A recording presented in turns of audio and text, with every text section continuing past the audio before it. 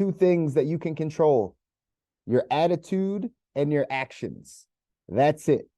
You, me, us as human beings can't control anything else that happens in life outside of our actions and our attitude.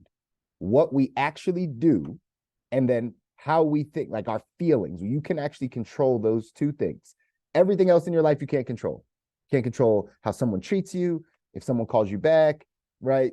Family issues, children, money. You can't really do anything else. You can't control anything but your actions and your attitude. So because of that, this is the level that you get to where you realize, okay, if I just choose my attitudes a little bit better. This is the point that Earl Nightingale was making at the end, that we all know people, potentially, you might not actually, but I know people that are extremely happy and have very little. They're very grateful for all the things that they have, but they've earned their happiness, right? They've continued to strive to find the best version of themselves. And whether that came with material riches or not, they are content, they are happy, they enjoy their life, they have joy, they have a ton of faith, right? Do you know anybody that's made it towards the end of their life and still have a ton of faith? They're not pessimistic, right? Earl Nightingale said, we have to learn to be pessimistic. We have to learn to be negative. We have to learn, that's a learned behavior. And so if we know people that are overly pessimistic or overly negative, they learn that behavior. So the other side is, do you know anyone that's older, that's super fulfilled, that has gotten to that place and they're still full of faith? They're still full of hope. They're still full of joy. Do we know those people? If so, they've done something differently in their life than most other people. And normally, what Earl Nightingale said was that they've chosen better attitudes. That's really it. Guys, you know, we talk about this. The line is very, very slim between, right, average and ordinary and greatness, right? It's very slim. There's just a couple small things that you got to do. And here's one of those things. You have to choose your attitudes better. I know sometimes we don't think we can choose, but just understand, we choose our attitude. We choose what we want to feel by what we're thinking, by what we're thinking. Our marriage therapist, marriage counselor that my wife and I have seen over time would always say, what movie are you playing in your head? Because no one else can see that movie, right? What movie, as soon as something happens to you in your circumstance, as soon as something bad happens or negative or however you process it, what story now, what movie is playing in your head? We all have a movie that starts playing. Is that a movie of, oh man, now I got to do this. Things are going to get worse. Oh, now I don't have money. Now this is going to happen. Now all this, and our brains spiral into this horror movie, right? Or do we play a different movie when things happen, circumstances happen? Oh man, well, at least I saved myself from this. Wow, well, at least that saves me from having to do this. Well, at least that alleviated this. Whew, glad I'm okay from that. At least I didn't go this direction. We choose the movie that plays in our mind. So because of that, you can choose your attitudes. Jim Rome at the beginning of that video said, the same wind blows on all of us. The same wind blows on all of us, meaning the same things happen to all of us in life. The same circumstances. We all live in the same country. We all have access to similar things, right? We're going to have the same wind blow on us. Question is the set of your sail. Where are you pointing it? That wind can come and you could be pointed this direction and you could head straight for the cliff. Or that wind can come and it can sail you off into the sunset, right, to a beautiful ending. The question is the set of your sail. How do we set our sail? Hypothetically, right? How do we set our sail? By our thoughts. Our thoughts set our sail. What you think about, you get more of. What you focus on builds. So your thoughts fix your focus, they set your sail. If your thoughts are on those things that are negative, that are of worry, that are of things that we can't control, well, that's the way the wind is going to blow you. It's going to keep blowing you in the direction of that. Start thinking about the other side. Start thinking about the positive things, the joy, the peace, the happiness, the good thoughts, the things that you want, the wind blows you in that direction. That's the set of your sail. We choose. Your circumstances in life don't choose. We choose where we set our sail. I know, easier said than done. Easier said than done. No, we're being bombarded with a bunch of things that want us to set our sail on things that are not the greatest. But you have a choice. Two things we control: our attitude and our actions. That's it. You control both of those things. No one's controlling your actions. No one can, you're not, this is not a video game, right? Where somebody's controlling, it's not a simulation. Somebody's controlling you getting out of the bed in the morning and what you're watching on TV and what you press on your phone. No one's controlling that but you. So that's how we change things to get ourselves to the place where we step over that hump of average and get to world class. Here's what it says in our text, the 177 mental toughness secrets of the world class. It says, number 114, champions are of good cheer. Champions are of good cheer. It says here, amateurs inadvertently create their own mediocrity by the thoughts they entertain. Professional performers consciously create world-class results by carefully constructing every thought. The foundation of this philosophy seems to begin with a sunny disposition. In other words, the world class is of good cheer by conscious choice. In other words, the world class is in good cheer by conscious choice. The great ones are acutely aware their thoughts create their circumstances, while the masses continue to reverse the equation. Is the world class so happy because their lives are so fulfilling, or are their lives so fulfilling because they're happy? Champions know that their inner world determines their outer world. Say it one more time. Champions know that their inner world determines their outer world. Knowing this, they act the part of the successful, fulfilled, and happy person until the part becomes them. They have learned that in order to attract extraordinary success, fulfillment, and happiness, they must first become these things. The great ones have a saying about this: wherever you are looking, whatever you are looking for is looking for you. Whatever you are looking for is looking for you. It's a well-known law of the universe that like attracts like. Success breeds success, and happiness manifests happiness. While the middle class waits to win the lottery, graduate from school, get a job, or any number of things before they decide to be happy, they attract feelings of longing and lack. This doesn't occur. This doesn't occur by accident. We don't attract what we want. We attract what we are. This is why the world class chooses to be of good cheer. This is so important, ladies and gentlemen. This is critical. You become what you think about. Again, well-known laws of the universe. Like attracts like. Success breeds success. Happiness manifests happiness. So, understanding that you can create this before you see it in your life. You know that old saying people used to say, right? Like, I got to see it, then I'll believe it, right? Once I see it, then I'll believe it. Actually, to get to the life that you want, to design your ideal life, it's the opposite. You got to believe it, and then you see it. You got to believe you're happy. You got to believe you're fulfilled. You got to believe that your life is in a good place. You got to believe you're grateful. You got to believe you're successful. You got to believe those things first, and then you will see them happen in your life. Society will tell you the opposite. Society will tell you, once you do the thing, then you will be happy. Opposite way of thinking.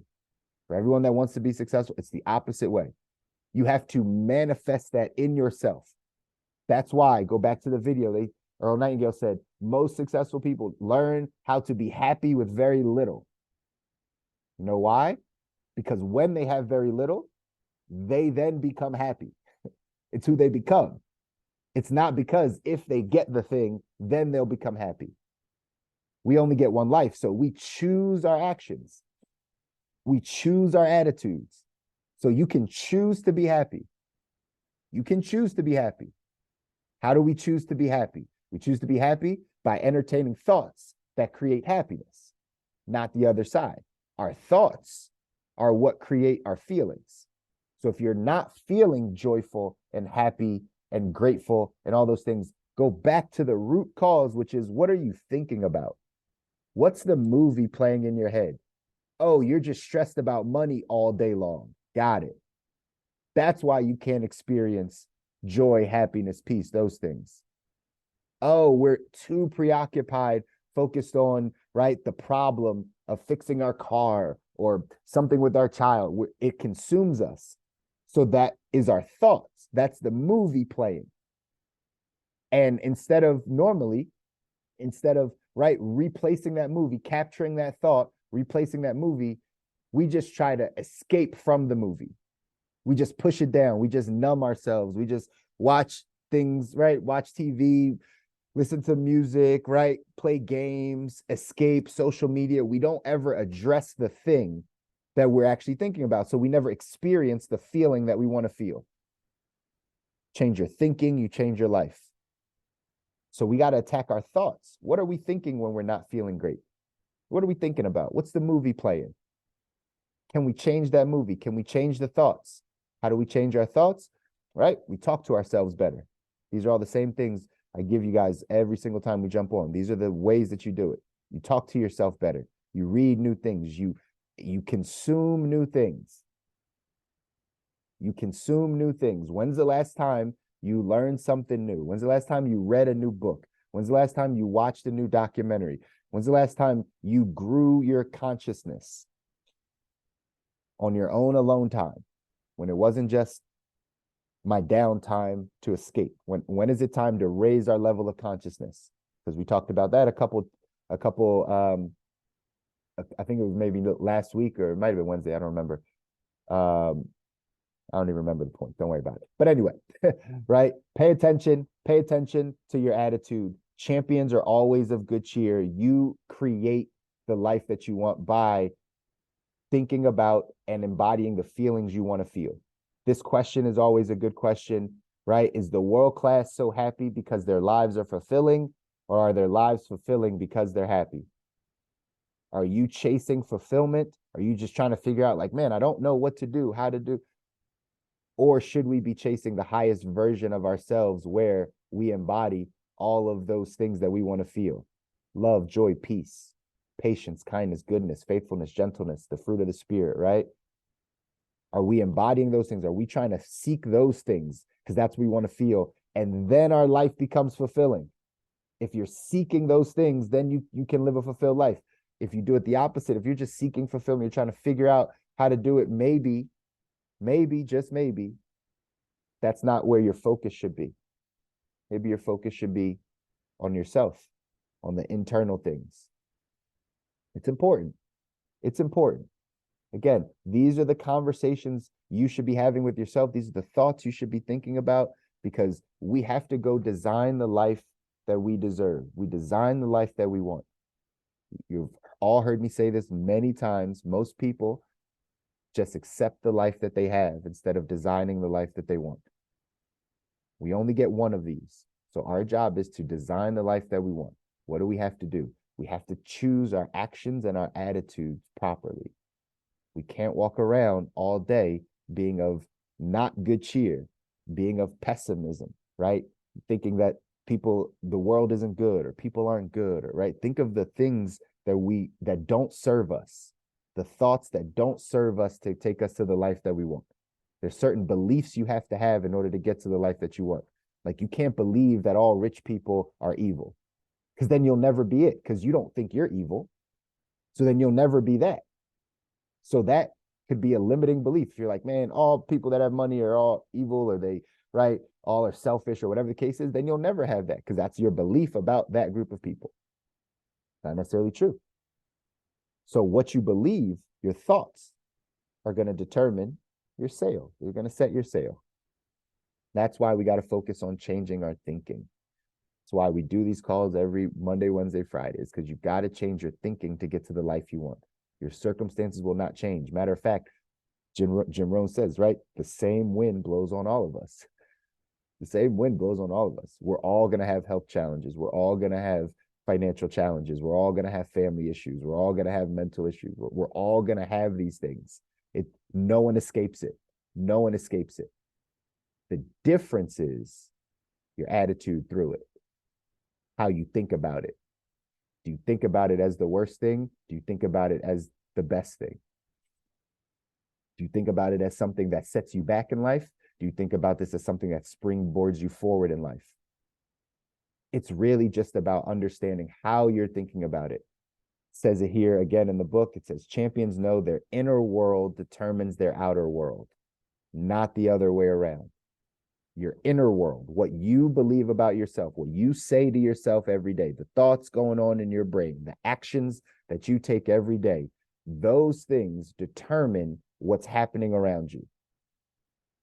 We often think the other way. We often think the circumstances around us have made me who I am. The circumstances around me and my family and my finances and those things have caused me to be this way, are the reason why I think this way. It's the reason why I don't do certain things, because look what's around me. I can't do this. I'm pigeonholed in this area. I can't leave this job. I don't like this. That creates who I am.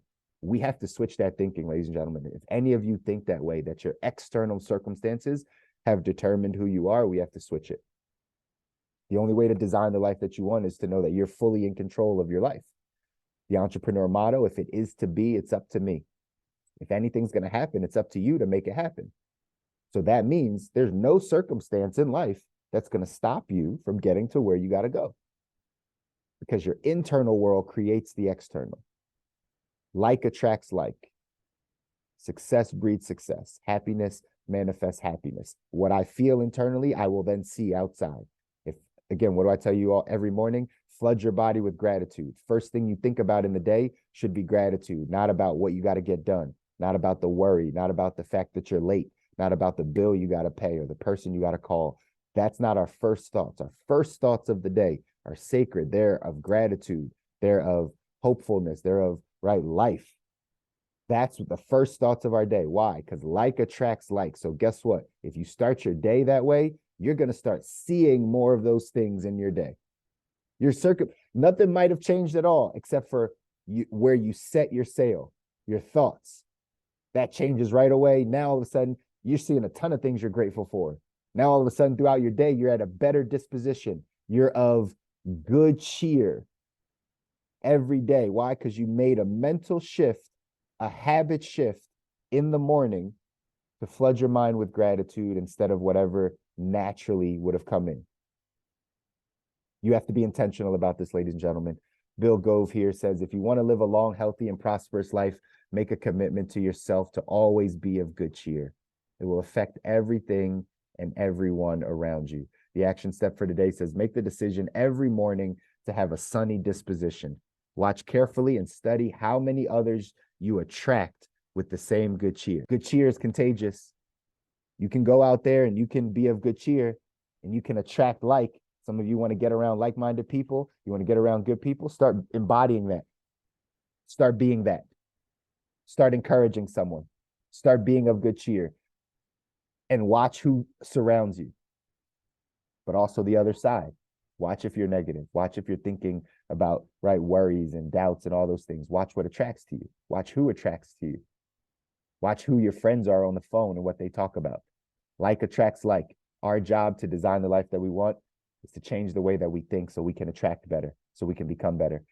Because it's too crowded down here at the bottom, guys. It's time to get to the top of this thing. I love all of you. I want you to win. You deserve to win. Your families deserve to win. If nobody else tells you that, I will continue to tell you that. You got to continue to push. You got to continue to work. You got to continue to strive to be the best version of yourself and watch all of these blessings start to come in your life.